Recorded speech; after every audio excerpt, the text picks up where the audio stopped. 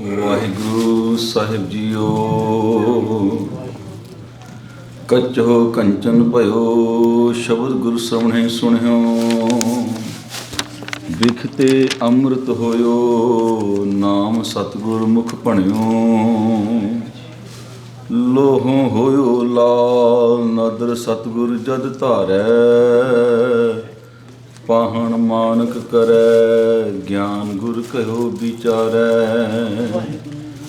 ਕਾਠੋਂ ਸ੍ਰੀ ਖੰਡ ਸਤਿਗੁਰ ਕੀਏ, ਦੁਖ ਦਰਿਦ੍ਰ ਤਿਨਕੇ ਗਏ। ਸਤਿਗੁਰ ਚਰਨ ਜਿਨ ਪਰਸਿਓ, ਸੇ ਪਸ ਪਰੇਤ ਸੁਰ ਨਰ ਪਏ।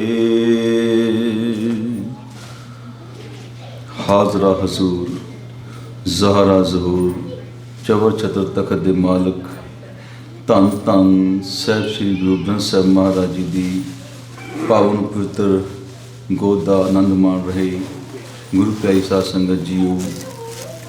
ਅੱਜ ਜੋ ਹਫਤਾਵਾਰੀ ਦੀਵਾਨਾਂ ਦੇ ਅੰਦਰ ਆਪ ਜੀ ਨੇ ਹਾਜ਼ਰੀਆਂ ਭਰੀਆਂ ਨੇ, ਸੁਖਮਨੀ ਸਾਹਿਬ ਜੀ ਦੇ ਪਾਠ ਸੰਗਤਾਂ ਨੇ ਰਲ ਮਿਲ ਕੇ ਕੀਤੇ ਨੇ। ਉਪਰੰਤ ਪੰਥ ਦੇ ਮਹਾਨ ਕੀਰਤਨੀਏ ਸਤਿਕਾਰਯੋਗ ਭਾਈ ਸਾਹਿਬ ਭਾਈ ਸਰਬਜੀਤ ਸਿੰਘ ਜੀ ਰੰਗੀਲਾ, ਤਿੰਨਾਂ ਪਾਸੋਂ ਗੁਰਬਾਣੀ ਕੀਰਤਨ ਆਪ ਜੀ ਨੇ ਸ਼ਰਵਣ ਕੀਤੇ ਹਨ।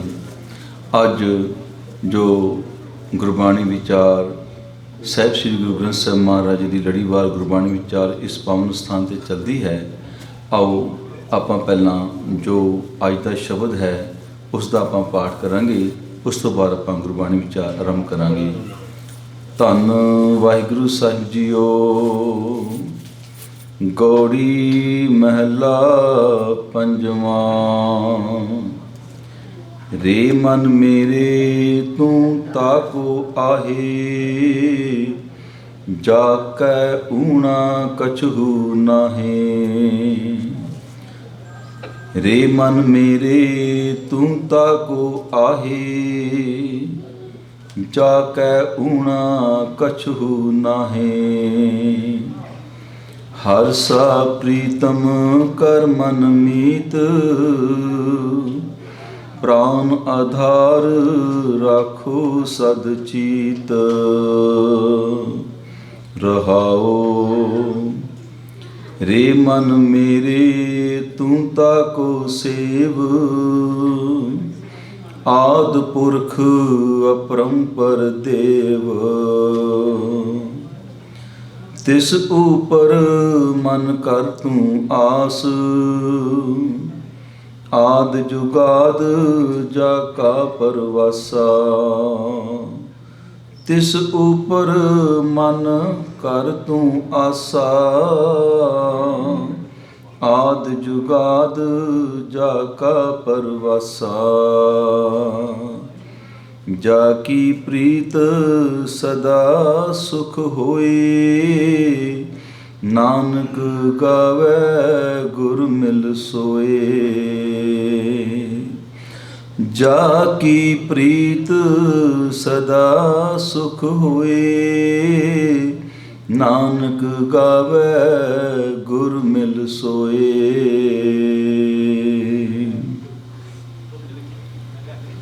ਵਾਹਿਗੁਰੂ ਜੀ ਕਾ ਖਾਲਸਾ, ਵਾਹਿਗੁਰੂ ਜੀ ਕੀ ਫਤਿਹ। ਧੰਨ ਸਾਹਿਬ ਸ੍ਰੀ ਗੁਰੂ ਗ੍ਰੰਥ ਸਾਹਿਬ ਮਹਾਰਾਜ ਜੀ ਦੀ ਜੋ ਲੜੀਵਾਰ ਗੁਰਬਾਣੀ ਵਿਚਾਰ ਆਪ ਜੀ ਸ਼ਰਵਣ ਕਰਦੇ ਹੋ। ਅੱਜ ਜੋ ਵਿਚਾਰ ਅਧੀਨ ਸ਼ਬਦ ਹੈ ਜਿਸ ਦਾ ਆਪ ਜੀ ਨੇ ਪਾਠ ਸ਼ਰਵਣ ਕੀਤਾ ਹੈ, ਇਸ ਪਾਵਨ ਸ਼ਬਦ ਦੇ ਅੰਦਰ ਸਾਹਿਬ ਸ੍ਰੀ ਗੁਰੂ ਅਰਜਨ ਦੇਵ ਜੀ ਮਹਾਰਾਜ ਜਿਨ੍ਹਾਂ ਨੇ ਬੜੀ ਰਹਿਮਤ ਕੀਤੀ ਹੈ, ਬਖਸ਼ਿਸ਼ ਕੀਤੀ ਹੈ, ਜੋ ਰਹਾਉ ਵਾਲੀਆਂ ਪੰਕਤੀਆਂ ਹਨ। ਸਾਹਿਬ ਜੀ ਫਰਮਾਨ ਕਰਦੇ ਹਨ, ਹਰ ਸਾ ਮੀਤ ਕਰ ਮਨ ਮੀਤ, ਹਰ ਸਾ ਪ੍ਰੀਤਮ ਕਰ ਮਨ ਮੀਤ, ਪ੍ਰਾਨ ਆਧਾਰ ਰਾਖੋ ਸਦ ਚੀਤ। ਇਹ ਰਹਾਉ ਵਾਲੀਆਂ ਪੰਕਤੀਆਂ ਨੇ।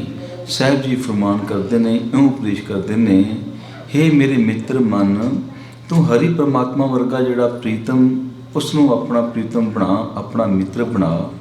ਉਹ ਜੋ ਪਰਮਾਤਮਾ ਪ੍ਰਾਨ ਆਧਾਰ ਰਾਖੋ ਸਦ ਚੀਤ, ਜੋ ਸਾਡੇ ਪ੍ਰਾਣਾਂ ਦਾ ਆਸਰਾ ਹੈ ਨਾ, ਉਸ ਹਰੀ ਪਰਮਾਤਮਾ ਨੂੰ ਹਮੇਸ਼ਾ ਆਪਣੇ ਯਾਦ ਵਿੱਚ ਰੱਖ, ਆਪਣੇ ਹਿਰਦੇ ਵਿੱਚ ਪਰੋ ਕੇ ਰੱਖ।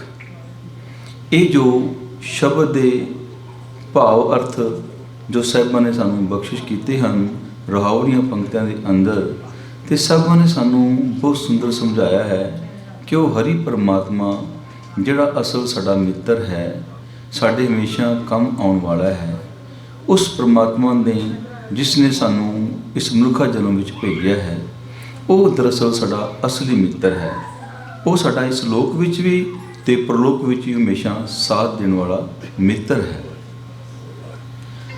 ਪਰ ਕਿਉਂਕਿ ਮਨੁੱਖ ਕੁਝ ਐਸੀ ਭਾਵਨਾ ਰੱਖਦਾ ਹੈ, ਦੋ ਤਰ੍ਹਾਂ ਦੇਖਦਾ ਹੈ ਕਿ ਉਹ ਸ਼ਾਇਦ ਪਰਮਾਤਮਾ ਜੋ ਨਿਰੰਕਾਰ ਹੈ ਉਹ ਅਲੱਗ ਇੱਕ ਹਸਤੀ ਹੈ, ਤੇ ਇਹ ਜੋ ਸੰਸਾਰ ਹੈ ਇਹ ਅਲੱਗ ਹਸਤੀ ਹੈ। ਸੰਸਾਰ ਅਲੱਗ ਹੈ, ਨਿਰੰਕਾਰ ਅਲੱਗ ਹੈ। ਪਰ ਸਾਹਿਬ ਸ੍ਰੀ ਗੁਰੂ ਨਾਨਕ ਦੇਵ ਮਹਾਰਾਜ ਜੀ ਨੇ ਸਾਨੂੰ ਬਹੁਤ ਸੁੰਦਰ ਸਮਝਾਇਆ ਹੈ ਕਿ ਇਹ ਜੋ ਦੇਖਣ ਵਿੱਚ ਆ ਰਿਹਾ ਨਾ ਕਿ ਉਹ ਪਰਮਾਤਮਾ ਤੇ ਉਸ ਦਾ ਇਹ ਜੋ ਸਰੂਪ, ਇਹ ਜੋ ਸਾਰਾ ਅਸੀਂ ਦੇਖਦੇ ਹਾਂ, ਸਾਰੀ ਸ੍ਰਿਸ਼ਟੀ, ਇਹ ਅਲੱਗ-ਅਲੱਗ ਨਹੀਂ, ਇਹ ਇੱਕੋ ਹੀ ਪਰਮਾਤਮਾ ਹੈ ਤੇ ਉਸ ਪਰਮਾਤਮਾ ਤੋਂ ਹੀ ਪੈਦਾ ਹੋਇਆ ਹੈ। ਆਸਾ ਕੀ ਵਾਰ ਦੇ ਅੰਦਰ ਜੋ ਪੌੜੀ ਹੈ, ਪਹਿਲੀ ਪੌੜੀ ਦੇ ਅੰਦਰ ਗੁਰੂ ਨਾਨਕ ਦੇਵ ਮਹਾਰਾਜ ਜੀ ਨੇ ਬਹੁਤ ਸੁੰਦਰ ਸਮਝਾਇਆ ਹੈ।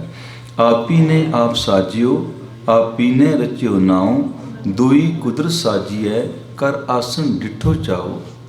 ਪਹਿਲਾਂ ਉਸ ਪਰਮਾਤਮਾ ਨੇ ਆਪਣੇ ਆਪ ਨੂੰ ਪੈਦਾ ਕੀਤਾ, ਪ੍ਰਗਟ ਕੀਤਾ, ਤੇ ਉਹ ਫਿਰ ਦੂਸਰਾ ਦੁਈ ਕੁਦਰਤ ਸਾਜੀਏ, ਉਸਨੇ ਦੂਸਰਾ ਕੁਦਰਤ ਨੂੰ ਸਾਜਿਆ ਹੈ। ਜੋ ਅਸੀਂ ਦੇਖਦੇ ਹਾਂ ਨਾ ਬਾਹਰੀ ਰੂਪ ਵਿੱਚ ਜੋ ਕੁਝ ਵੀ ਹੈ, ਪੇੜ ਪੌਦੇ ਹਨ, ਸੂਰਜ, ਚੰਦਰਮਾ, ਤਾਰੇ, ਗ੍ਰਹਿ, ਨਛੱਤਰ, ਹੋਰ ਜੋ ਦੇਖਣ ਵਿੱਚ ਆਉਂਦਾ ਹੈ, ਸਮੁੰਦਰ ਹਨ, ਜਿਤਨੇ ਜੀਵ ਹਨ, 84 ਲੱਖ ਜੂਨਾਂ ਕਹਿ ਦਿੰਦੇ ਹਾਂ ਆਪਾਂ, ਇਹ ਸਾਰਾ ਹੀ ਉਸ ਪਰਮਾਤਮਾ ਦਾ ਪਸਾਰਾ ਹੈ।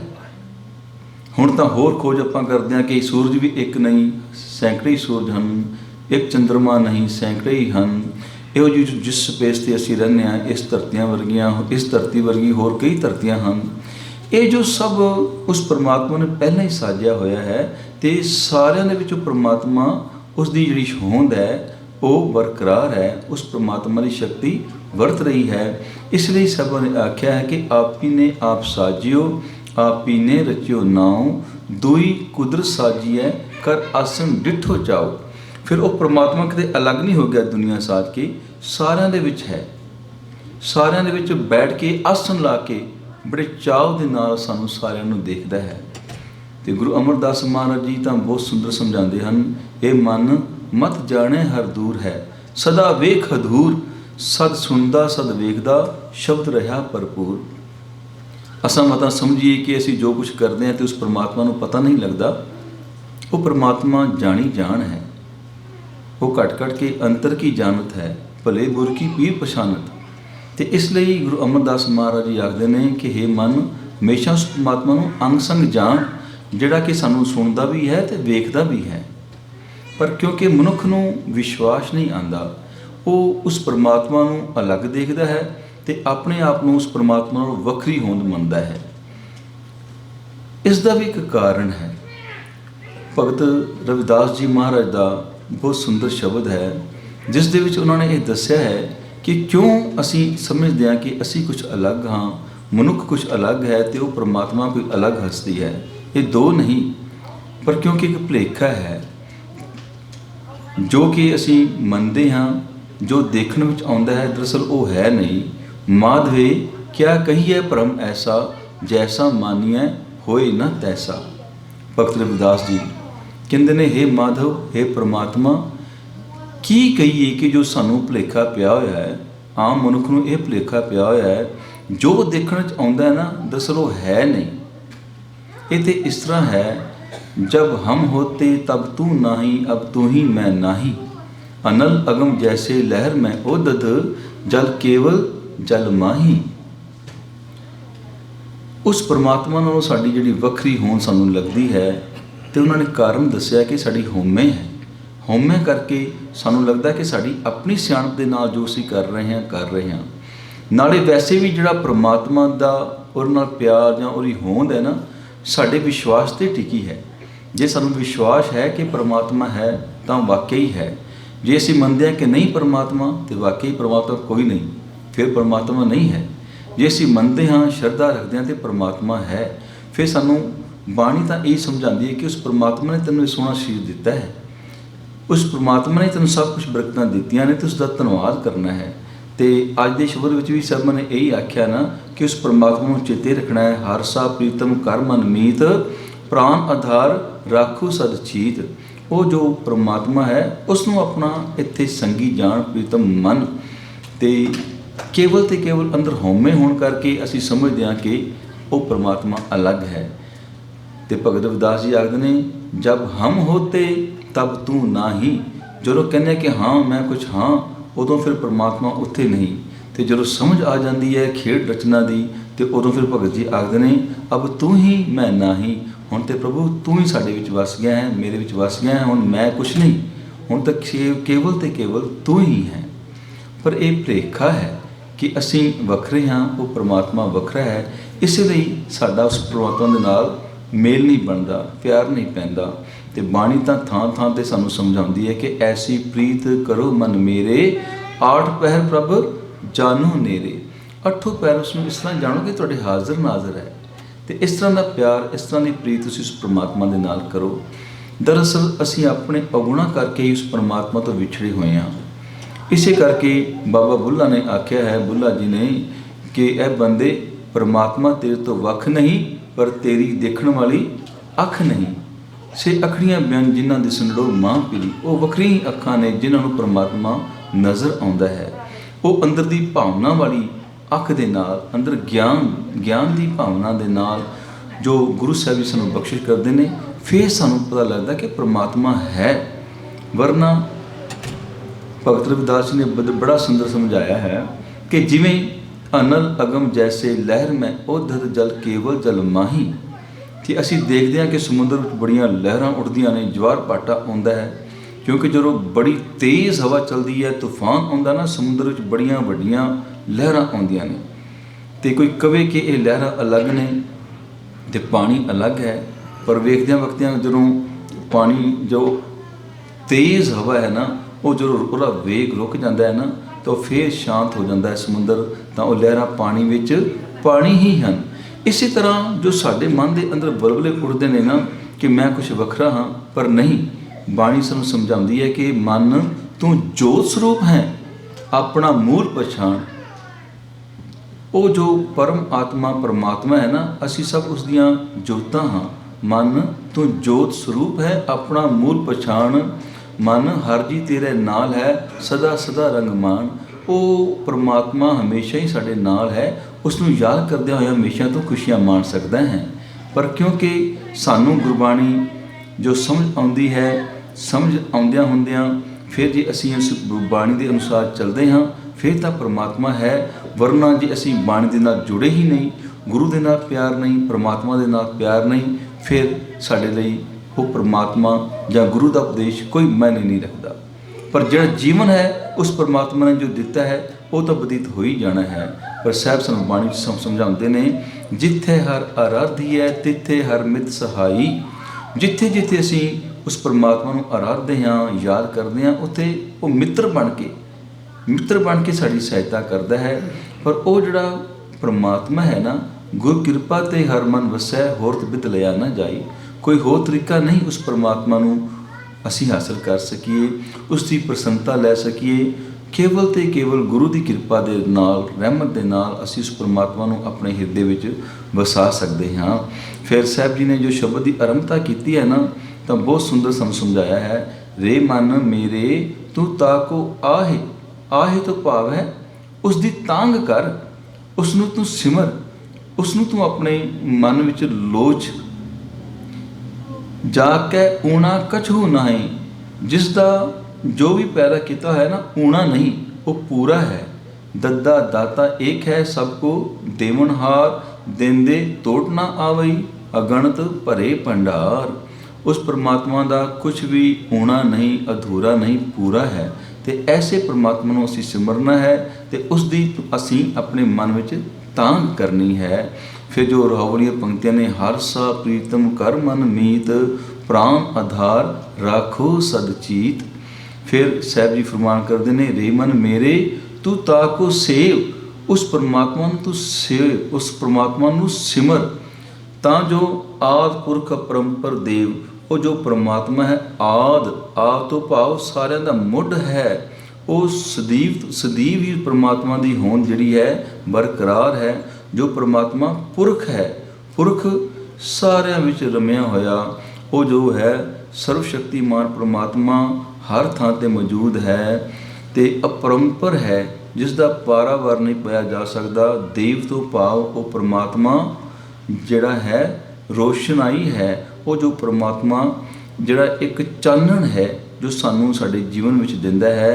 आद पुरख अपरंपर देव, वो केवल ते केवल प्रकाश रूप है। ते साहब जी आखदे ने तिस उपर मन कर तू आसा। ऐसे परमात्मा दे उपर तू अपना आसा बना के रख, आस रख के वो परमात्मा ही साडे सब कुछ है।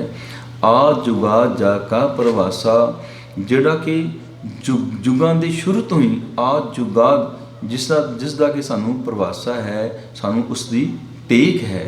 पर क्योंकि मनुख दुनियावी है, दुनियादार बंदा हमेशा ही अपने मन के पिछे चलता है, तो वो की करता है कि उस परमात्मा की जगह पर अपने मित्रों दोस्तों उन्हां ते ज़्यादा भरोसा रखता है।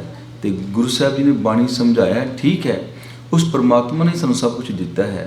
इस संसार में असीं रहने हाँ, माता पिता भैन भरा रिश्तेदार मित्र दोस्त साडे काम आउंदे ने, साडे दुख विच दुख वंडाउंदे ने, सुख वेले सुखां दे साथी बनते हैं। पर एक गल चेते रखी, जिहड़ा असली जिहड़ा साडा मित्र है ना, वो केवल ते केवल परमात्मा है। बाकी जो संसार है कि कुटुंब मित्र भाई दिसै मन मेरे, ते सब अपने स्वभाव मिलासा। जित दिन उनका स्वभाव होए ना आवे, तित दिन नेड़े को ना टुकासा। साहब जी आखते ने जितने भी संसार के मित्र दोस्त ने, कुटुंब है, रिश्तेदार मित्र, ये उदों तक ही तेरे मित्र दोस्त ने ਜਦੋਂ तक उन्हों का स्वार्थ, उन्हों की कोई कामना तेरे तो पूरी होंदी है। जिस दिन तू उन्होंने काम ना आ सकिया, उस दिन तेरे तो वो मूँह फेड़ लैणगे, फिर तेरे काम नहीं आने वाले, जिंदियां जी तेरे को विछड़ जाएंगे। पर वो जो परमात्मा है, वो इस लोक विच भी ते परलोक विच ही साडे कोलों विछड़दा नहीं। वो हमेशा साडा संगी है, साथी है। वो ऐसा संगी साथी है कि वो कदे भी साडे तो विछड़दा नहीं। गुरु नानक देव महाराज जी जदों गए ना अपने प्रचारक दौरे दौरान, जदों एक शेख सज्जन दे कोल गए, जिहदा पहरावा बड़ा सोहना है, साफ सुथरा है, एक फकीर वाला पहरावा है, अपने आप को सरवर अखवाउंदा है, सज्जन सरवर। तो वह जिसने सराम बनाई हुई है, आए गया अपने सराम विच ठहराउंदा है, तो उन्होंने खाना उन्होंने भोजन छकांदा है, तो रात लई विश्राम लई सोहणे बिस्तरे दिंदा है। पर की करता है कि उसने अपने बंदे रखे ने, जिस दे राही वो उन्होंने रात को ठग लैंदा है, उन्होंने लुट लैंदा है। जो कोई अगों उहदे नाल कोई हथों पाई करने की कोशिश करता है, तो उन्होंने मार भी दिंदा है। तो जो गुरु नानक देव महाराज जी भाई मरदाने दे नाल उसके शहर पहुँचे ना, तुलंबे शहर, तो उसने देखा कि भी बड़ी नूरानी चेहरा है, भी कारण एको ही है, जां तां भगत है उस परमात्मा का, तो जां फिर बड़ा अमीर बंदा है, तां ही उहदे मूँह ते इन्ना रवानगी है, इन्ना जलाल है। तो गुरु नानक देव महाराज जी उसनों वाकई सज्जन बनाण गए सन। तो जाके जो उहदे कोल ठहरे ना, तो वो रात को खाना खाण तो बाद ठहर गया आप भी सरां दे विच सज्जन, तो सोचदा भी राती जो सौणगे तो असीं इन्हां नूं फिर लुटांगे। गुरु साहब जी ने खाना खाण तो भी इनकार किया, तो उस परमात्मा की बंदगी में जुड़ गए। जो बाद रात को जो अमृत वेला कहने गुरु साहब जी ने की किया, भाई मरदाना जी ने आख्या कि गुरबाब छेड़ो, आपां उस करते की कीर्ति करनी है। तो गुरु साहब जी ने फिर उत्थे एक शब्द जो उच्चारण किया, जो विद्वाना ने आख्या कि सज्जन के ही संबंध दे विच उन्होंने उसदे ही परथाए ये जो शब्द सानू जो गुरबाणी के अंदर दर्शन होंदे ने, सज्जन ही सीधे राह पाने वास्ते उन्होंने शब्द जड़ा है उच्चारण किया। उन्होंने आख्या कि उज्जल कहां चिलकना, कोटम कालड़ी मस, धोतियां झूठ ना उतरै, जे सो धोवां तिस। एक कहन के बर्तन होंदे ने, कह एक ऐसी धात है जिसके बने हुए बर्तन ना बड़े ही सुंदर लगते हैं, बड़ी चमक होंदी है उन्हां च। पर उन्होंने धोते हुए बर्तनों में भी जे असीं कपड़े नाल रगड़ते हैं ना, तो फिर उहदे चों कालख निकलती है, कपड़े काले हो जाते हैं। तो ये उस परथाई सज्जन का जिहड़ा जीवन है, उपरों बड़ा लिशकदा है, बड़े सोहने कपड़े ने, पर जे कोई उहदे संग करता है, उहदे नाल कोई ਵਾਸਤਾ ਜਿਹੜਾ ਪੈਂਦਾ ਹੈ ਫਿਰ ਉਹ ਠੱਗਿਆ ਜਾਂਦਾ ਹੈ, ਲੁੱਟਿਆ ਜਾਂਦਾ ਹੈ ਤੇ ਉਸ ਨੂੰ ਜਾਨ ਤੋਂ ਵੀ ਹੱਥ ਧੋਣੇ ਪੈ ਸਕਦੇ ਨੇ। ਇਸ ਤਰ੍ਹਾਂ ਦਾ ਉਹਦਾ ਜੀਵਨ ਸੀ। ਤੇ ਗੁਰੂ ਨਾਨਕ ਦੇਵ ਮਹਾਰਾਜ ਨੇ ਬੜਾ ਸੁੰਦਰ ਸਮਝਾਇਆ ਕਿ ਉੱਜਲ ਕਹਿਹਾਂ ਚਿਲਕਣਾ ਘੋਟਮ ਕਲੜੀ ਮਸ ਧੋਤਿਆਂ ਜੂਠ ਨਾ ਉਤਰੈ ਜੇ ਸੋ ਧੋਵਾਂ ਤਿਸ। 100 ਵਾਰੀ ਵੀ ਜੀ ਅਸੀਂ ਉਸ ਭਾਂਡੇ ਨੂੰ ਧੋ ਲਈਏ ਨਾ, ਕਹਿੰਦੇ ਭਾਂਡੇ ਨੂੰ, ਤਾਂ ਵੀ ਉਹਦੇ ਵਿੱਚੋਂ ਕਾਲਖ ਜਾਂਦੀ ਨਹੀਂ। ਤੇ ਇਹੋ ਜਿਹਾ ਜੀਵਨ ਜਿਨ੍ਹਾਂ ਲੋਕਾਂ ਦਾ ਹੈ ਤੇ ਉਹ ਕਹਿ ਵਰਗੇ ਹਨ। ਤੇ ਫਿਰ ਸਾਹਿਬ ਜੀ ਨੇ ਆਖਿਆ, ਸੱਜਣ ਤੇ ਉਹ ਨੇ ਸੱਜਣ ਸਈ ਨਾਲ ਮੈਂ ਚਲਦਿਆਂ ਨਾਲ ਚਲਨ ਜਿੱਥੇ ਲੇਖਾ ਮੰਗੀਐ ਤਿੱਥੇ ਖੜੇ ਦਿਸਨ। ਉਹ ਅਸਲ ਸੱਜਣ ਨੇ ਜੇ ਜਿੱਥੇ ਲੇਖਾ ਪੁੱਛੇ ਜਾਣਾ ਨਾ ਉੱਥੇ ਕਹਿਣ ਵੀ ਹਾਂ ਇਹ ਸੱਚਾ ਹੈ, ਇਹ ਸਿਮਰਨ ਵਾਲਾ ਹੈ, ਇਹ ਬੰਦਗੀ ਵਾਲਾ ਹੈ, ਇਹ ਦਾਨੀ ਹੈ, ਇਹ ਨੇਮੀ ਹੈ। ਤੇ ਉਹ ਜਿਹੜੇ ਗੁਣ ਹਨ, ਸ਼ੁਭ ਗੁਣ ਹਨ, ਜਿਹੜੇ ਇਸ ਅਸੀਂ ਸੰਸਾਰ ਦੇ ਅੰਦਰ ਆ ਕੇ ਇਸ ਮਨੁੱਖਾ ਜਨਮ ਦੇ ਅੰਦਰ ਅਸੀਂ ਇਕੱਤਰ ਕਰਨੇ ਨੇ, ਜਿਹੜੇ ਕਿ ਇਹ ਜਿਹੜਾ ਸਰੀਰ ਹੈ ਇਹ ਵੀ ਇੱਥੇ ਰਹਿ ਜਾਣਾ ਹੈ, ਪਰ ਜਦੋਂ ਅਗਾਂਹ ਜਾਣਾ ਹੈ ਤੇ ਉੱਥੇ ਪਰਮਾਤਮਾ ਦੀ ਦਰਗਾਹ ਦੇ ਅੰਦਰ ਇਹ ਸੱਜਣ ਬਣਨਗੇ ਜਿਹੜੇ ਸਾਡਾ ਕੀਤੇ ਹੋਏ ਕਰਮ ਨੇ। ਚੰਗੇ ਕਰਮ ਹੀ ਸਾਡਾ ਉੱਥੇ ਗਵਾਹੀ ਦੇਣਗੇ ਕਿ ਇਹ ਸਾਡਾ ਮਿੱਤਰ ਹੈ। ਚੰਗੇ ਗੁਣ ਹੀ ਸਾਨੂੰ ਆਪਣਾ ਮਿੱਤਰ ਦੱਸਣਗੇ। ਤੇ ਇਸ ਲਈ ਸਾਹਿਬ ਜੀ ਨੇ ਆਖਿਆ, ਸੱਜਣ ਸਹੀ ਨਾਲ ਮੈਂ ਚਲਦਿਆਂ ਨਾਲ ਚਲਨ ਜਿੱਥੇ ਲੇਖਾ ਮੰਗੀ ਹੈ ਤਿੱਥੇ ਖੜੇ ਦਿਸਨ। ਉਹ ਫਿਰ ਕੌਣ ਹੈ ਸੱਜਣ? ਉਹ ਹੈ ਹਰੀ ਪਰਮਾਤਮਾ। ਤੇ ਅੱਜ ਦੇ ਸ਼ਬਦ ਵਿੱਚ ਸਾਹਿਬਾਂ ਨੇ ਸਾਨੂੰ ਇਹ ਸਮਝਾਇਆ ਹੈ, ਹਰ ਸਾ ਪ੍ਰੀਤਮ ਕਰ ਮਨ ਮੀਤ ਪ੍ਰਾਨ ਆਧਾਰ ਰਾਖੋ ਸਦ ਚੀਤ। ਉਸ ਹਰੀ ਪਰਮਾਤਮਾ ਨੂੰ ਆਪਣਾ ਤੂੰ ਮਿੱਤਰ ਬਣਾ। ਬਾਕੀ ਜਿਹੜੇ ਇਸ ਸੰਸਾਰ ਦੇ ਅੰਦਰ ਰਹਿਣਾ ਹੈ ਸਭ ਕੁਝ ਸਾਨੂੰ ਚਾਹੀਦਾ ਹੈ, ਪਰ ਸਾਹਿਬ ਜੀ ਆਖਦੇ ਨੇ, ਕੋਈ ਜਾਣੈ ਕਮਨ ਇਹਾਂ ਜਗ ਮੀਤ ਜਿਸ ਹੋਈ ਕਿਰਪਾਲ ਸੋਈ ਬਿਦ ਬੁਝ ਹੈ ਤਾਂ ਕਿ ਨਿਰਮਲ ਰੀਤ। ਕੋਈ ਵਿਰਲਾ ਹੀ ਉਸ ਪ੍ਰਭੂ ਦੀ ਰਹਿਮਤ ਦੇ ਨਾਲ ਗੁਰੂ ਦੇ ਦੱਸੇ ਹੋਏ ਰਾਹ 'ਤੇ ਤੁਰਦਿਆਂ ਹੋਇਆਂ ਇਸ ਗੱਲ ਨੂੰ ਸਮਝਦਾ ਹੈ ਕਿ ਇਸ ਸੰਸਾਰ ਵਿੱਚ ਅਸਲੀ ਸਾਡਾ ਮਿੱਤਰ ਕੌਣ ਹੈ, ਕੌਣ ਸਾਡਾ ਪ੍ਰੀਤਮ ਹੈ। ਕੋਈ ਵਿਰਲਾ ਹੀ ਜਾਣਦਾ ਹੈ, ਜਿਸ ਹੋਈ ਕਿਰਪਾਲ ਸੋਈ ਬਿਦ ਬੁਝ ਹੈ ਤਾਂ ਕਿ ਨਿਰਮਲ ਰੀਤ। ਜਿਸ 'ਤੇ ਹਰੀ ਪਰਮਾਤਮਾ ਆਪ ਕਿਰਪਾ ਕਰਦਾ ਹੈ ਨਾ, ਉਸ ਨੂੰ ਇਸ ਗੱਲ ਦੀ ਸਮਝ ਆਉਂਦੀ ਹੈ ਕਿ ਦਰਅਸਲ ਉਸ ਪਰਮਾਤਮਾ ਦਾ ਨਾਮ ਹੀ ਸਾਡਾ ਅਸਲੀ ਮਿੱਤਰ ਹੈ, ਜਿਹੜਾ ਸਾਡਾ ਲੋਕ ਤੇ ਪ੍ਰਲੋਕ ਵਿੱਚ ਕੰਮ ਆਉਣ ਵਾਲਾ ਹੈ। ਤੇ ਐਸੇ ਜੋ ਮਨੁੱਖ ਦੀ ਨਾ ਫਿਰ ਜ਼ਿੰਦਗੀ ਜਿਹੜੀ ਹੈ ਉਹ ਨਿਰਮਲ ਹੋ ਜਾਂਦੀ ਹੈ, ਪਵਿੱਤਰ ਹੋ ਜਾਂਦੀ ਹੈ। ਬਾਕੀ ਜੋ ਸੰਸਾਰ ਦੇ ਰਿਸ਼ਤੇ ਨੇ ਉਹ ਸਾਡੇ ਲਈ ਬੜੇ ਹੀ ਉਸ ਪਰਮਾਤਮਾ ਨੇ ਆਪ ਬਣਾ ਕੇ ਸਾਨੂੰ ਇਸ ਸੰਸਾਰ 'ਤੇ ਭੇਜਿਆ ਹੈ। ਪਰ ਸਾਹਿਬ ਜੀ ਆਖਦੇ ਨੇ, ਇਹ ਜੋ ਮਾਤ ਪਿਤਾ ਬੰਧਵ ਸੁਤ ਭਾਈ ਇਹ ਪੂਰਵ ਜਨਮ ਕੇ ਮਿਲੇ ਸੰਜੋਗੀ ਅੰਤੇ ਕੋ ਨਾ ਸਹਾਈ। ਇਹ ਪੂਰਵ ਜਨਮ ਦੇ ਸਾਡੇ ਮਿਲੇ ਹੋਏ ਇੱਥੇ ਇੱਕ ਪਰਿਵਾਰ ਬਣਦਾ ਹੈ, ਸਾਡੇ ਸੰਜੋਗੀ ਬਣਦੇ ਹਨ, ਪਰ ਅਖੀਰ 'ਤੇ ਜਦੋਂ ਸਮਾਂ ਆਉਂਦਾ ਹੈ ਸਭ ਆਪਣੀ ਆਪਣੀ ਵਾਰੀ ਚਲੇ ਜਾਂਦੇ ਨੇ। ਅਸੀਂ ਵੀ ਕਿਸੇ ਦੇ ਕੰਮ ਨਹੀਂ ਆ ਸਕੇ, ਨਾ ਕੋਈ ਸਾਡੇ ਹੀ ਕੰਮ ਆ ਸਕਦਾ ਹੈ। ਜਿਸ ਨਾਲ ਉਸਨੇ ਪਰਮਾਤਮਾ ਨੇ ਸਾਨੂੰ ਜੀਵਨ ਦਿੱਤਾ ਹੈ ਉਸ ਨੂੰ ਬਤੀਤ ਕਰਕੇ ਅਸੀਂ ਚਲੇ ਜਾਣਾ ਹੈ। ਪਰ ਇਸ ਲਈ ਸਾਹਿਬਾਂ ਨੇ ਬਾਣੀ ਸਾਨੂੰ ਥਾਂ ਥਾਂ 'ਤੇ ਇਹ ਸਮਝਾਇਆ ਹੈ ਕਿ ਉਸ ਪਰਮਾਤਮਾ ਦੇ ਨਾਲ ਤੂੰ ਆਪਣਾ ਪਿਆਰ ਬਣਾਉਣਾ ਹੈ, ਪ੍ਰੀਤ ਬਣਾਉਣੀ ਹੈ, ਕਿਉਂਕਿ ਉਹ ਪਰਮਾਤਮਾ ਐਸਾ ਹੈ ਜਿੱਥੇ ਹਰ ਅਰਾਧੀ ਹੈ ਤਿੱਥੇ ਹਰ ਮਿੱਤ ਸਹਾਈ। ਉਹ ਮਿੱਤਰ ਬਣ ਕੇ ਸਾਡੀ ਸਹਾਇਤਾ ਕਰਦਾ ਹੈ ਜਿੱਥੇ ਜਿੱਥੇ ਅਸੀਂ ਉਸ ਪਰਮਾਤਮਾ ਨੂੰ ਆਰਾਧਦੇ ਹਾਂ। ਫਿਰ ਅਖੀਰਲੀਆਂ ਪੰਕਤੀਆਂ ਜੋ ਸਾਹਿਬ ਜੀ ਨੇ ਆਖਿਆ ਹੈ, ਜਾ ਕੀ ਪ੍ਰੀਤ ਸਦਾ ਸੁਖ ਹੋਏ ਨਾਨਕ ਗਾਵੇ ਗੁਰ ਮਿਲ ਸੋਏ। ਜਿਸ ਦੇ ਨਾਲ ਪ੍ਰੀਤ ਕਰਨ ਦੇ ਨਾਲ ਸਦਾ ਹੀ ਸੁਖ ਪ੍ਰਾਪਤ ਹੁੰਦਾ ਹੈ। ਤੇ ਸਾਹਿਬ ਜੀ ਆਖਦੇ ਨੇ, ਨਾਨਕ ਵੀ ਐਸੇ ਉਸ ਪਰਮਾਤਮਾ ਦੇ ਗੁਣਾਂ ਨੂੰ ਗਾਉਂਦਾ ਹੈ, ਪਰ ਗੁਰੂ ਦੇ ਨਾਲ ਮਿਲ ਕੇ। ਨਾਨਕ ਆਪਣੇ ਗੁਰੂ ਦੇ ਨਾਲ ਮਿਲ ਕੇ ਉਸ ਪਰਮਾਤਮਾ ਦੇ ਗੁਣਾਂ ਨੂੰ ਗਾਉਂਦਾ ਹੈ ਤੇ ਉਸ ਦੇ ਨਾਲ ਹੀ ਪ੍ਰੀਤ ਪਾ ਕੇ ਰੱਖਦਾ ਹੈ। ਹੁਣ ਗੱਲ ਇਹ ਸਮਝਣ ਵਾਲੀ ਹੈ ਕਿ ਉਸ ਪਰਮਾਤਮਾ ਦੇ ਨਾਲ ਪ੍ਰੀਤ ਪਵੇ ਕਿਵੇਂ ਉਹ ਸਾਨੂੰ ਲੱਗੇ ਕਿ ਸਾਡਾ ਮਿੱਤਰ ਹੈ।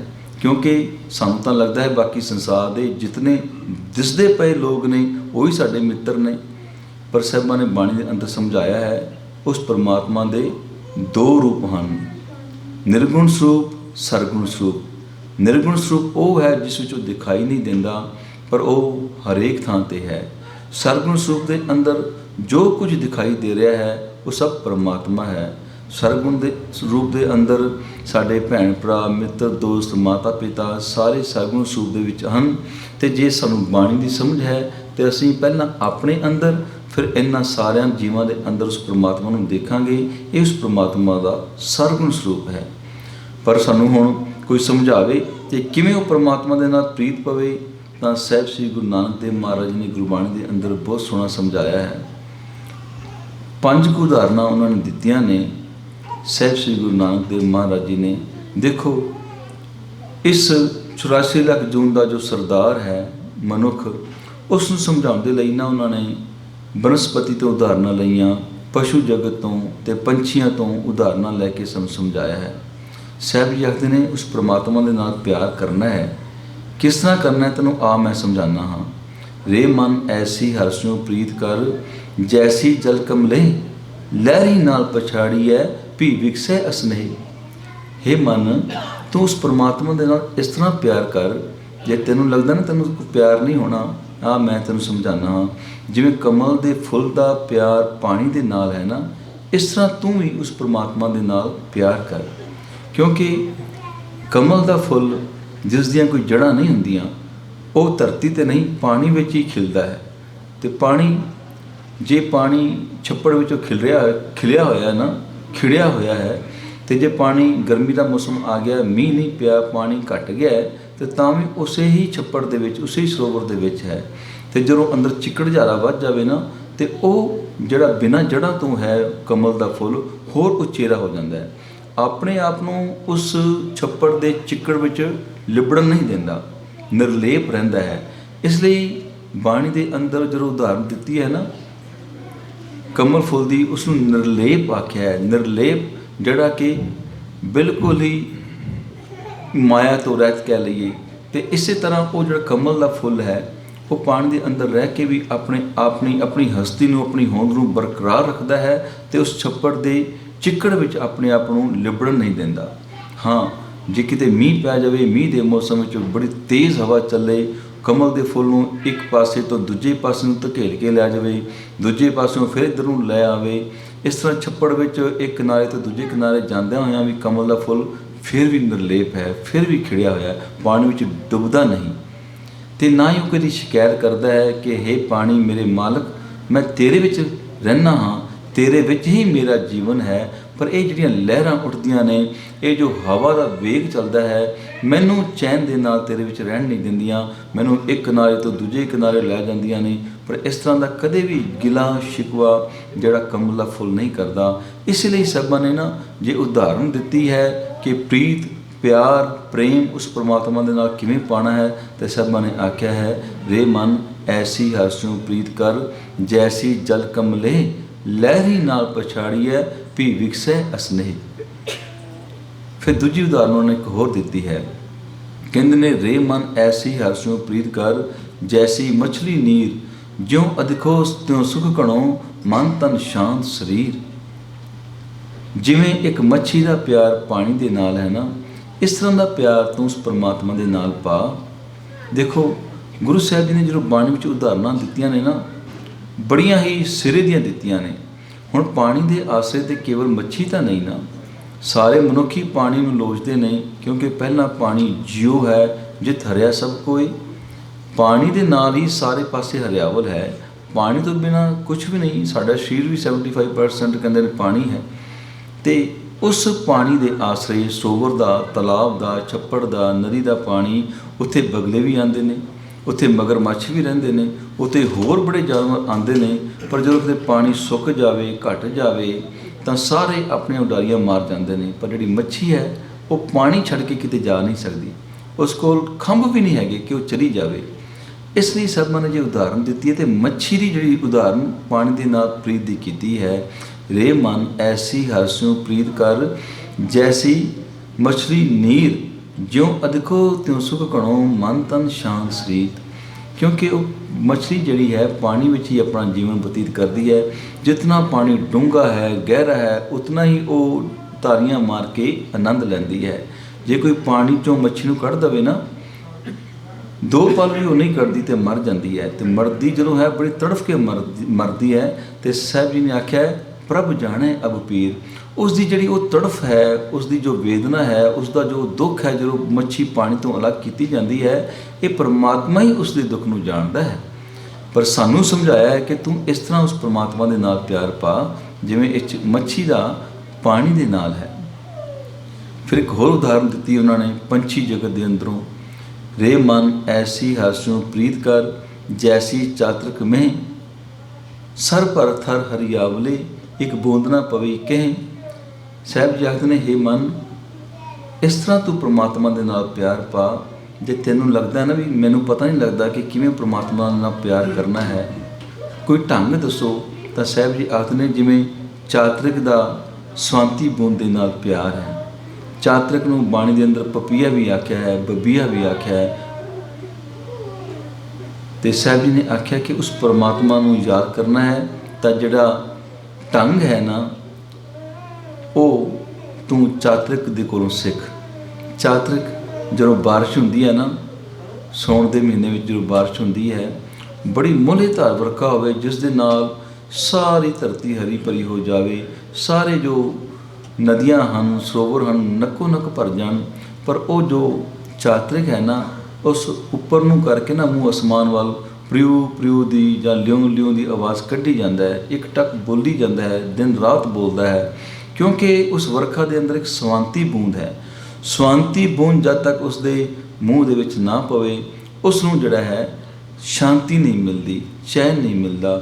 ਤੇ ਸਾਹਿਬ ਜੀ ਨੇ ਆਖਿਆ ਹੈ, ਜੇ ਤੂੰ ਚਾਹੁੰਦਾ ਹੈ ਕਿ ਉਸ ਪਰਮਾਤਮਾ ਦੇ ਨਾਲ ਤੇਰਾ ਪਿਆਰ ਬਣੇ, ਤੇ ਜਿਵੇਂ ਉਹ ਸਵਾਂਤੀ ਬੂੰਦ ਲਈ ਤੜਪ ਰੱਖਦਾ ਨਾ, ਇਸੇ ਤਰ੍ਹਾਂ ਤੂੰ ਵੀ ਉਸ ਪਰਮਾਤਮਾ ਨੂੰ ਯਾਦ ਕਰ। ਤੇ ਤੇਰੇ ਲਈ ਉਸ ਪਰਮਾਤਮਾ ਦੇ ਜੋ ਨਾਮ ਰੂਪੀ ਚਰਨ ਹਨ, ਪਰਮਾਤਮਾ ਦਾ ਨਾਮ ਹੈ, ਉਹ ਤੇਰੇ ਲਈ ਵਰਖਾ ਬਣ ਜਾਵੇ, ਵਰਖਾ ਵਿੱਚ ਪੈਣ ਵਾਲੀ ਉਹ ਸਵਾਂਤੀ ਬੂੰਦ ਬਣ ਜਾਵੇ। ਤੇ ਜਿਹੜਾ ਤੇਰਾ ਮਨ ਹੈ ਤੇ ਉਹ ਤੇਰੇ ਲਈ ਉਹ ਚਾਤਰਿਕ ਹੋ ਜਾਵੇ, ਜਿਹੜਾ ਕਿ ਉਸ ਸਵਾਂਤੀ ਬੂੰਦ ਨੂੰ ਤਰਸਦਾ ਹੈ। ਫਿਰ ਇੱਕ ਹੋਰ ਉਦਾਹਰਨ ਦਿੱਤੀ ਸਾਹਿਬਾਂ ਨੇ, ਰੇ ਮਨ ਐਸੀ ਹਰਸਿਉ ਪ੍ਰੀਤ ਕਰ, ਜੈਸੀ ਜਲ ਦੁੱਧ ਹੋਏ, ਆਵਟਣ ਆਪੇ ਖਵੈ, ਦੁੱਧ ਕੋ ਖਪੜ ਨਾ ਦੇ।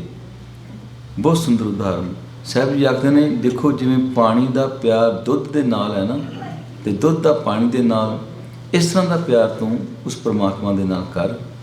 ਦੁੱਧ ਦੇ ਵਿੱਚ ਜੇ ਪਾਣੀ ਨੂੰ ਮਿਲਾ ਦਈਏ ਨਾ, ਤੇ ਪਾਣੀ ਆਪਣਾ ਰੂਪ ਛੱਡ ਕੇ ਦੁੱਧ ਵਾਲਾ ਹੀ ਰੂਪ ਧਾਰਨ ਕਰ ਲੈਂਦਾ ਹੈ। ਹਾਂ, ਪਾਣੀ ਜਿਹੜਾ ਸਸਤਾ ਹੈ, ਦੁੱਧ ਮਹਿੰਗਾ ਹੈ, ਤੇ ਦੁੱਧ ਉਸ ਨੂੰ ਵੀ ਆਪਣੇ ਨਾਲ ਮਿਲਾ ਕੇ ਆਪਣੇ ਜਿੰਨਾ ਹੀ ਕੀਮਤੀ ਕਰ ਲੈਂਦਾ ਹੈ। ਪਰ ਸਾਹਿਬਾਂ ਨੇ ਜਦੋਂ ਸੱਚੀ ਪ੍ਰੀਤ ਦੀ ਗੱਲ ਕੀਤੀ ਹੈ ਨਾ, ਤਾਂ ਦੁੱਧ ਦੀ ਪਾਣੀ ਨਾਲ ਨਹੀਂ, ਪਾਣੀ ਦੀ ਦੁੱਧ ਦੇ ਨਾਲ ਪ੍ਰੀਤ ਦੀ ਗੱਲ ਕੀਤੀ ਹੈ। ਕਿਉਂਕਿ ਜਦੋਂ ਫਿਰ ਸਵਾਣੀਆਂ ਉਸ ਨੂੰ ਕੱਢਣ ਦੇ ਲਈ, ਜਿਹੜਾ ਕਿ ਜਿਸ ਦੁੱਧ ਵਿੱਚ ਪਾਣੀ ਵੀ ਮਿਲਿਆ ਹੁੰਦਾ ਹੈ, ਤੇ ਜਦੋਂ ਰੱਖਦੀਆਂ ਨੇ ਨਾ ਚੁੱਲ੍ਹੇ 'ਤੇ, ਜੋ ਭਾਂਡੇ ਵਿੱਚ ਜਦੋਂ ਉਬਾਲਾ ਆਉਂਦਾ, ਥੱਲੇ ਅੱਗ ਬਲੀ ਹੁੰਦੀ ਹੈ, ਤੇ ਸਭ ਤੋਂ ਪਹਿਲਾਂ ਪਾਣੀ ਉਬਲਦਾ ਹੈ, ਪਾਣੀ ਸੜਦਾ ਹੈ। ਜੋ ਸੜ ਜਾਂਦਾ ਹੈ ਨਾ, ਉਸ ਤੋਂ ਬਾਅਦ ਦੁੱਧ ਨੂੰ ਉਬਾਲਾ ਆਉਣ ਦਿੰਦਾ ਹੈ। ਦੁੱਧ ਕੋ ਖਪੜ ਨਾ ਦੇ, ਦੁੱਧ ਨੂੰ ਖਪੜ ਨਹੀਂ ਦਿੰਦਾ ਜਦ ਤੱਕ ਉਹ ਆਪ ਵਿੱਚ ਹੈ। ਪਹਿਲਾਂ ਆਪਣਾ ਆਪ ਸੜਦਾ ਹੈ, ਫਿਰ ਉਸ ਤੋਂ ਬਾਅਦ ਦੁੱਧ ਜਿਹੜਾ ਹੈ ਉਹ ਉਬਾਲਾ ਮਾਰ ਕੇ ਉਹ ਜਿਹੜੀ ਬਲ ਰਹੀ ਅੱਗ ਹੈ ਨਾ, ਉਸ ਨੂੰ ਬੁਝਾਉਣ ਦੀ ਕੋਸ਼ਿਸ਼ ਕਰਦਾ ਹੈ, ਪਰ ਉਹਦੀ ਉਹ ਕੋਸ਼ਿਸ਼ ਕਾਮਯਾਬ ਨਹੀਂ ਹੁੰਦੀ। ਇਸ ਲਈ ਜੋ ਸੱਚੀ ਪ੍ਰੀਤ ਦੀ ਗੱਲ ਕੀਤੀ ਹੈ, ਤੇ ਸਾਹਿਬਾਂ ਨੇ ਆਖਿਆ ਕਿ ਪਾਣੀ ਮੰਗ ਕਰ, ਜਿਵੇਂ ਪਾਣੀ ਦੁੱਧ ਦੇ ਨਾਲ ਪ੍ਰੀਤ ਕਰਦਾ ਹੈ। ਰੇ ਮਨ ਐਸੀ ਹਰਸਿਉ ਪ੍ਰੀਤ ਕਰ, ਜੈਸੀ ਜਲ ਦੁੱਧ ਹੋਏ, ਜਿਵੇਂ ਜਲ ਦੀ ਦੁੱਧ ਦੇ ਨਾਲ ਹੈ। ਆਵਟਣ ਆਪੇ ਖਵੈ, ਆਵਟਣ ਤੋਂ ਭਾਵ ਉਬਾਲਾ ਆਪਣੇ ਆਪ ਦੇ ਖਿਸੈਂਦਾ ਹੈ। ਦੁੱਧ ਕੋ ਖਪੜ ਨਾ ਦੇ, ਦੁੱਧ ਨੂੰ ਨਹੀਂ ਖਪਣ ਦਿੰਦਾ, ਦੁੱਧ ਨੂੰ ਘੱਟ ਨਹੀਂ ਹੋਣ ਦਿੰਦਾ। ਤੇ ਇਸ ਲਈ ਸਾਹਿਬਾਂ ਨੇ ਸਾਨੂੰ ਇਹ ਸਮਝਾਇਆ ਹੈ। ਫਿਰ ਇੱਕ ਹੋਰ ਉਦਾਹਰਨ ਦਿੱਤੀ ਸਾਹਿਬਾਂ ਨੇ ਕਿ ਕਿਸ ਤਰ੍ਹਾਂ ਉਸ ਪਰਮਾਤਮਾ ਦੇ ਨਾਲ ਪਿਆਰ ਪਾਉਣਾ ਹੈ। ਰੇ ਮਨ ਐਸੀ ਹਰਸਿਉ ਪ੍ਰੀਤ ਕਰ, ਜੈਸੀ ਚਕਵੀ ਸੂਰ। ਚਕਵੀ ਵੀ ਇੱਕ ਛੋਟਾ ਜਿਹਾ ਪੰਛੀ ਹੈ, ਚਿੜੀ ਵਰਗਾ, ਜਿਹੜਾ ਕਿ ਸੂਰਜ ਦੀ ਰੋਸ਼ਨੀ ਦੇ ਨਾਲ ਬੜਾ ਪਿਆਰ ਕਰਦਾ ਹੈ। ਜਦੋਂ ਅੰਮ੍ਰਿਤ ਵੇਲੇ ਸੂਰਜ ਜਿਹੜਾ ਹੈ ਅਸਮਾਨ 'ਤੇ ਉਦੈ ਹੁੰਦਾ ਨਾ, ਤਾਂ ਉਹ ਚਕਵੀ ਇੱਕ ਟੱਕ ਉਸ ਸੂਰਜ ਵੱਲ ਦੇਖਣਾ ਸ਼ੁਰੂ ਕਰਦੀ ਹੈ। ਜਿਵੇਂ ਜਿਵੇਂ ਸੂਰਜ ਆਕਾਸ਼ ਵਿੱਚ ਉੱਪਰ ਨੂੰ ਜਾਂਦਾ ਹੈ, ਉਵੇਂ ਉਵੇਂ ਉਹ ਇੱਕ ਟੱਕ ਉਸ ਸੂਰਜ ਵੱਲ ਵੇਖੀ ਜਾਂਦੀ ਹੈ। ਦੁਪਹਿਰ ਬਾਅਦ ਸ਼ਾਮ ਨੂੰ ਜੋ ਸੂਰਜ ਢਲਦਾ ਹੈ ਨਾ, ਉਹ ਜਿਹੜੀ ਇੱਕ ਟੱਕ ਚਕਵੀ ਉਸ ਸੂਰਜ ਵੱਲ ਦੇਖ ਰਹੀ ਹੈ ਨਾ, ਉਹਦੀ ਭੁਆਂਟਣੀ ਪੈ ਜਾਂਦੀ ਹੈ, ਘੁੰਮ ਕੇ ਪਿਛਲੇ ਪਾਸੇ ਨੂੰ ਡਿੱਗ ਪੈਂਦੀ ਹੈ, ਪਰ ਉਸ ਸੂਰਜ ਵੱਲੋਂ ਆਪਣੀ ਨਿਗਾਹ ਨੂੰ ਹਟਾਉਂਦੀ ਨਹੀਂ। ਇਤਨਾ ਉਸ ਸੂਰਜ ਦੀ ਰੋਸ਼ਨੀ ਨਾਲ, ਸੂਰਜ ਦੇ ਨਾਲ ਉਹਦਾ ਪਿਆਰ ਹੈ। ਤੇ ਸਾਹਿਬ ਜੀ ਆਖਦੇ ਨੇ ਬਾਣੀ ਦੇ ਅੰਦਰ, ਉਹ ਜਿਹੜਾ ਹਜ਼ਾਰਾਂ ਕਰੋੜਾਂ ਮੀਲ ਦੂਰ ਸੂਰਜ ਹੈ ਨਾ, ਉਸ ਨੂੰ ਇਸ ਤਰ੍ਹਾਂ ਜਾਣਦੀ ਹੈ, ਜਾਣੇ ਦੂਰ ਹਜ਼ੂਰ। ਉਹ ਜਿਹੜਾ ਇਤਨਾ ਦੂਰ ਸੂਰਜ ਹੈ, ਉਸ ਨੂੰ ਇਸ ਤਰ੍ਹਾਂ ਜਾਣਦੀ ਹੈ ਜਿਵੇਂ ਅੰਗ ਸੰਗ ਹੈ। ਤੇ ਜੇ ਅਸੀਂ ਇਸੇ ਤਰ੍ਹਾਂ ਪਰਮਾਤਮਾ ਨੂੰ ਯਾਦ ਰੱਖੀਏ ਕਿ ਪਰਮਾਤਮਾ ਤਾਂ ਹਮੇਸ਼ਾ ਅੰਗ ਸੰਗ ਹੈ, ਉਹ ਤਾਂ ਸਾਨੂੰ ਹਮੇਸ਼ਾ ਵੇਖ ਰਿਹਾ ਹੈ, ਤੇ ਅਸੀਂ ਉਸ ਪਰਮਾਤਮਾ ਦੇ ਨਾਲ ਪਿਆਰ ਪਾਉਣਾ ਹੈ। ਜੇ ਇਸ ਤਰ੍ਹਾਂ ਦੀ ਰਹਿਮਤ ਸਾਨੂੰ ਬਣ ਜਾਵੇ, ਤੇ ਉਦੋਂ ਫਿਰ ਸਾਡਾ ਜਿਹੜਾ ਹੈ ਜੀਵਨ ਹੈ ਸਫਲਾ ਹੁੰਦਾ ਹੈ। ਪਰ ਮਨੁੱਖ ਜਿਹੜਾ ਹੈ, ਕਿਉਂਕਿ ਆਪਣੀ ਹੋਂਦ ਵੱਖਰੀ ਸਮਝਦਾ ਹੈ, उस परमात्मा की वो होंद नूं वखरा समझदा है तो इस संसार के नाल प्यार पा के रखता है, जिस दे नाल ओहदा जिहड़ा दीन भी चला जाता है तो दुनियादारी नाल भी निभदा नहीं। भगत कबीर जी ने ना बहुत सुंदर आख्या है, कबीर दीन गवाया दुनी स्यों, दुनी ना साथ चाली साथ, गाफल कुहाड़ा मारिया गाफल अपने हाथ, पाए कुहाड़ा मारिया गाफल अपने हाथ। गाफल तो भाव लापरवाह। जे कोई लकड़हारा लकड़ा कटदा होवे, लकड़ा कटदा कटदा ध्यान ना देवे तो घोड़ा अपने पैर ते मार लवे, लकड़ की थां मारन की थां ते अपने नुकसान करेगा ना। इसे तरह उस परमात्मा नूं भुला के जे वो मनुख केवल तो केवल दुनिया के लोगों नाल, दुनिया के हरेक चीज़ नाल, पदार्थ नाल जिहड़ी कि उस परमात्मा की पैदा की हुई है, परमात्मा नूं दूजे नंबर पर रखे, पहले नंबर पर दुनिया दी चीज़ों नूं वस्तुआं नूं रख के ते अपना जीवन बतीत करता है। तां भगत कबीर जी आखदे ने, कबीर दीन गवाया दुनी स्यों, दुनी ना चाली साथ, पाए कुहाड़ा मारिया गाफिल अपने हाथ। अपने हथी अपने ही आपे नुकसान कर लिया। जे असीं इस मनुखा जन्म के अंदर आए हाँ तो मनुखा जन्म का फर्ज यही है कि उस परमात्मा के नाल असीं प्यार पाइए। साहिब श्री गुरु गोबिंद सिंह महाराज ने यही आख्या है, साज कहो सुन लियो सबै, जिन प्रेम कियो तिन ही प्रभ पायो। जिन्हों ने परमात्मा के नाल प्रेम किया है, प्यार किया है, उन्होंने ही उस परमात्मा नूं पाया है, उसकी हस्ती का आनंद माणिया है। क्योंकि परमात्मा ही है जिहड़ा एक है, अनेक है, फिर एक है। वो परमात्मा ही है जिहड़ा सब पासे पसरिया होया है तो असी उस परमात्मा की जोत नूं सारिਆਂ विच वेखना है, तां ही असी उस परमात्मा के नाल प्यार पा सकते हाँ। तो उस परमात्मा के नाल जे प्यार पाना है, पहला सब तो पहला अपने नाल प्यार करिए, अपने आप विच देखिए कि वो परमात्मा है। अंदर शुभ गुणों नूं लैके आइए, सत संतोख निमरता इहो ਜਿਹੇ गुण जो धारण करांगे ना, फिर ही असी उस परमात्मा नूं हरेक थां ते देख सकांगे। फिर उस परमात्मा का प्यार जिहड़ा है वो तो परमात्मा तो हमेशा ही प्यार करता है, साडा फिर उस परमात्मा के नाल प्यार बन जाएगा। सो साहब जी अमर करन, आओ अखीरलियाँ पंक्तियाँ एक बार पढ़ लीए, फिर दास फतेह बुलाएगा, समाप्ति करांगे जीओ। जाकी प्रीत सदा सुख होए, नानक गावै गुर मिल सोए। जाकी प्रीत सदा सुख होए, नानक गावै गुर मिल सोए। वाहिगुरु जी का खालसा, वाहिगुरु जी की फतेह। बोले सो निहाल। सत श्री अकाल।